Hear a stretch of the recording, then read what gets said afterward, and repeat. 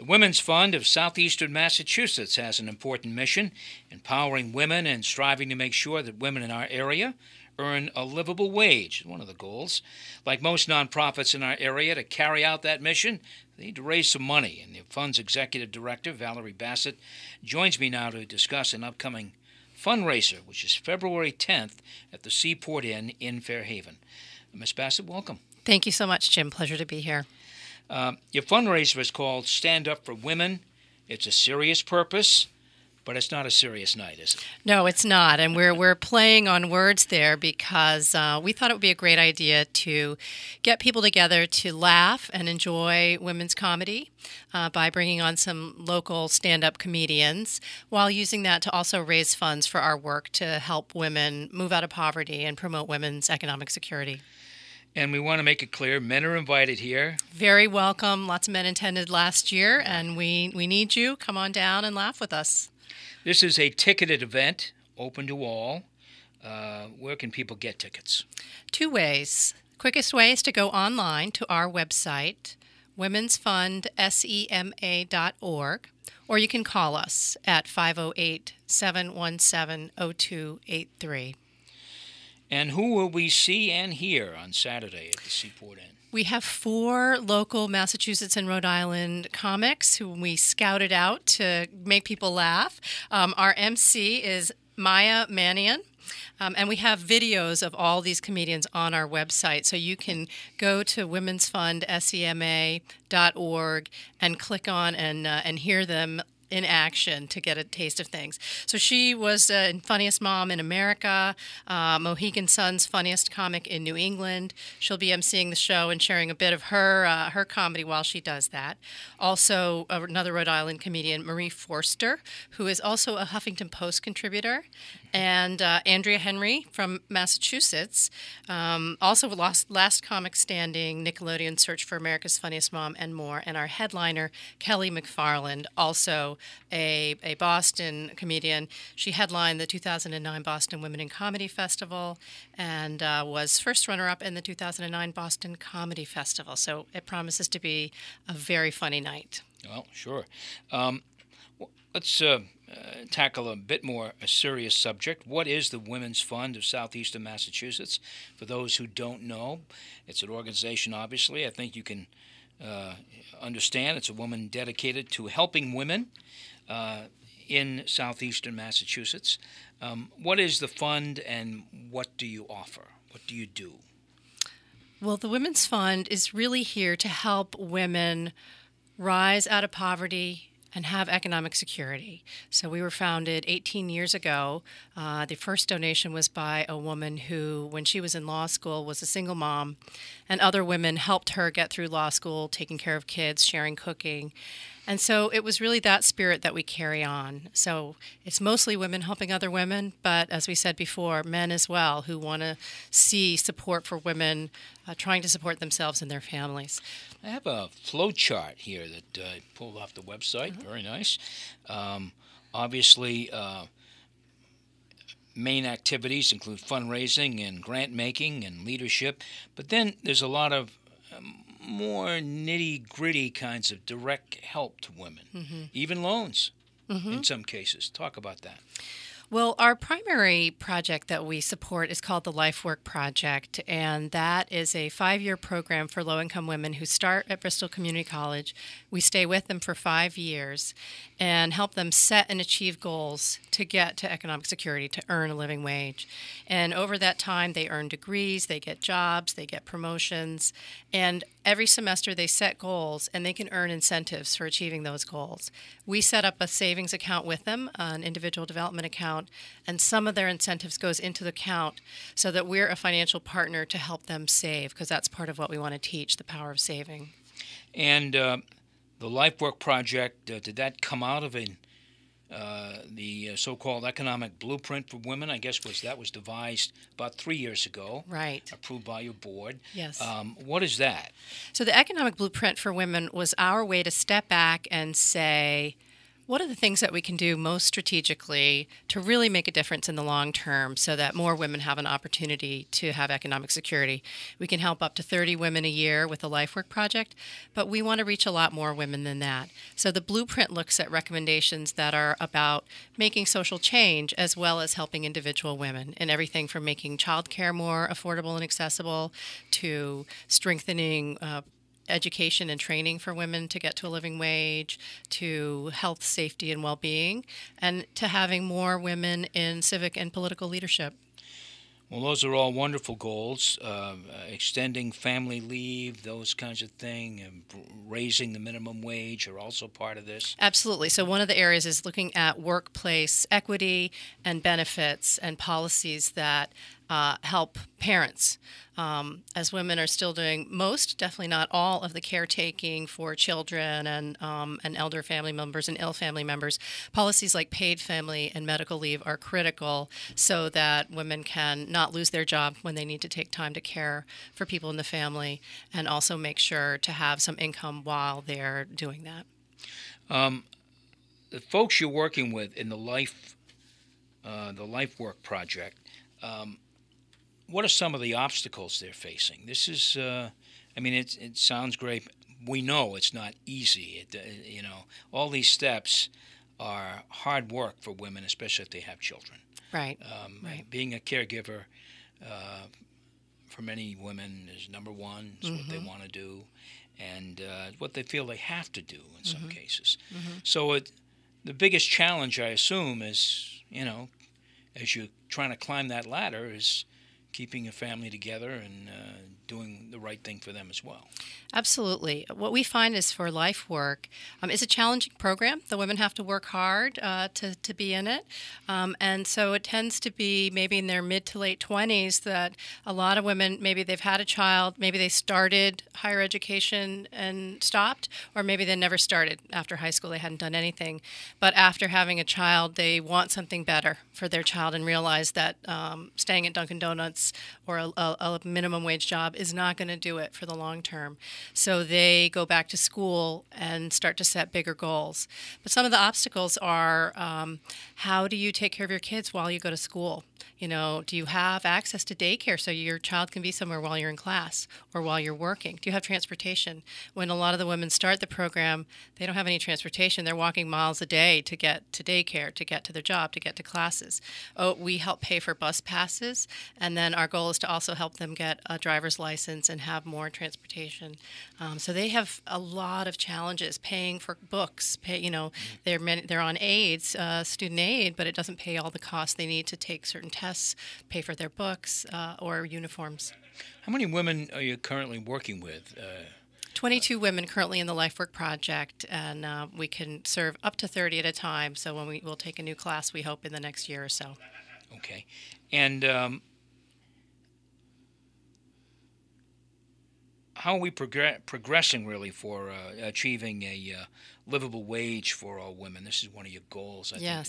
And it's a wonderful goal, and it's something that needs to happen. And in some cases, men fall into this category too, where they need a more livable wage. How are we doing with progressing with that? Obviously, raising the minimum wage in recent years has become a focus in the Commonwealth. So that has to help the situation, although some might say it's too slow. Right. Yeah. Well, we support efforts to raise the minimum wage, and there's an effort led by Raise Up Massachusetts and the Coalition for Social Justice to raise it to $15 an hour in Massachusetts, which still isn't necessarily a living wage if you have kids, but it's an improvement. And we know that it's disproportionately women who are earning the minimum wage, and many of whom are trying to support a family. So that is critical. And Massachusetts is ahead of most of the rest of the country, which is good news, but we're still not where we need to be. And that is an issue for men and women. The other issue is about wage equity, and we still have a ways to go locally and in Massachusetts for that as well. And there are supports that are available for these 22 women to help them along. Lots of support. So they have community mentors. We help train them to do interviews. We do interview prep. We do coaching to help them achieve their goals, help get them any social supports they need, therapists, support for their kids' educational needs. So we connect them with the resources that we're connected to around the region. You are listening to Townsquare Sunday. My guest is Valerie Bassett. She's Executive Director of the Women's Fund of Southeastern Massachusetts. Valerie, we've got the fundraiser. We don't want to forget about that. We're getting into serious talk, but we don't want to not forget about the fundraiser. Still time to get your tickets and come laugh. That's right. So that is February 10th. Is that right? That's right. Saturday, February 10th at 7 o'clock at the Seaport Inn and Marina in Fairhaven. And where can people go to get information once again or to buy tickets? Come to our website at womensfundsema.org or call us at 508-717-0283. You can also like us on Facebook, the Women's Fund of Southeastern Massachusetts, and click on the event there. And we talked about the LifeWork Project, which is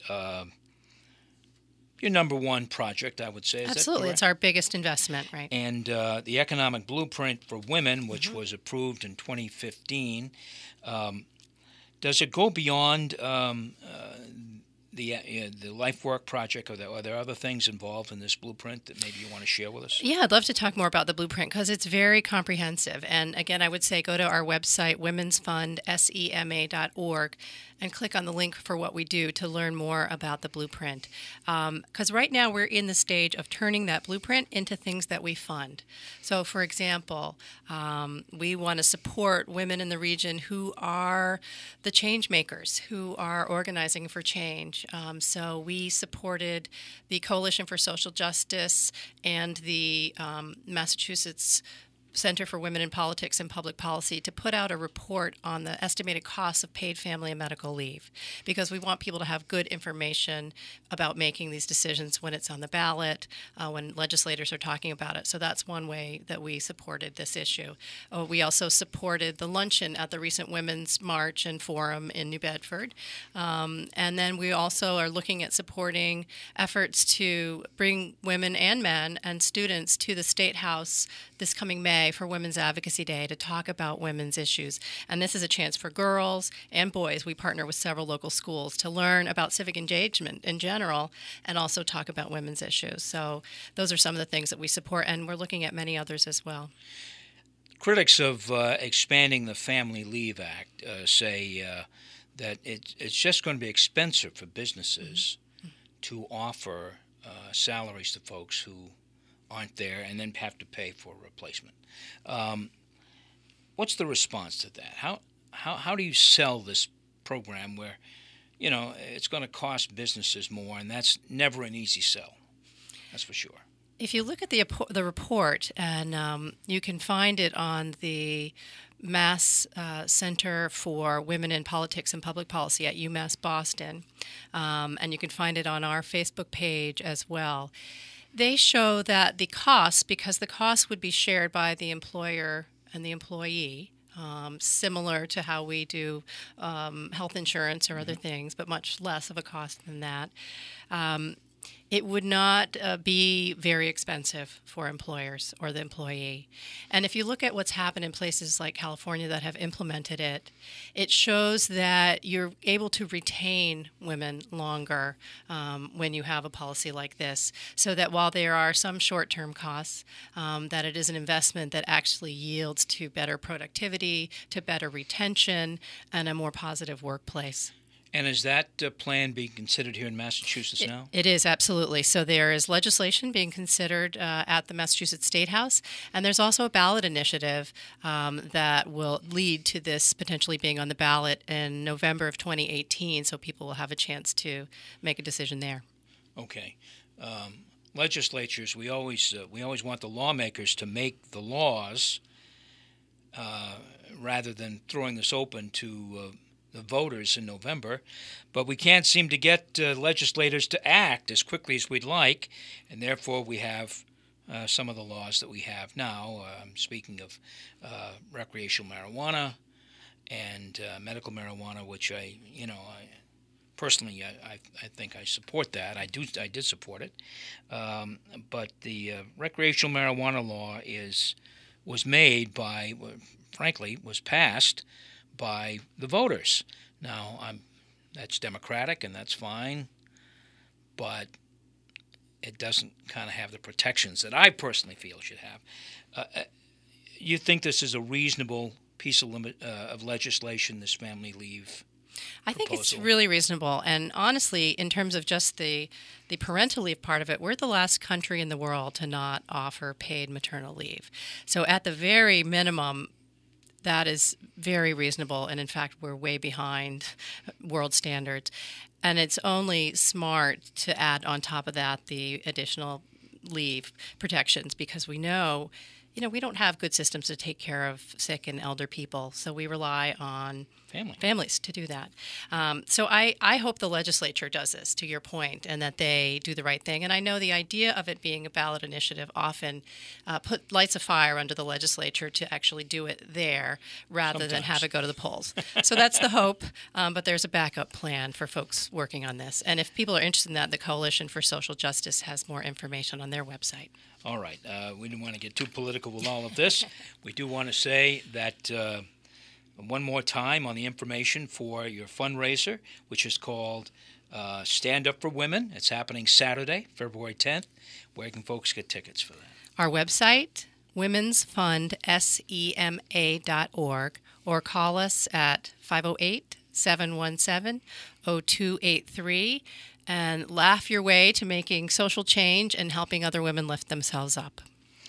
Should be a fun night. We have sold a lot of tickets already, so definitely get your tickets now. And the more, the merrier. So definitely come. We're going to have refreshments. You can buy drinks. We'll have a raffle and a silent auction. Valerie Bassett, Executive Director of the Women's Fund for Southeastern Mass. Thanks for coming in. It's been a pleasure. Thank you. That wraps up this week's program on Townsquare Sunday. Tip of the hat to Jason Kent, our production director at WBSM, for getting this program on the air, and digital editor Casey Sylvia for posting these segments on our website. Thanks for listening. Until next Sunday, have a wonderful week and a great Super Bowl Sunday.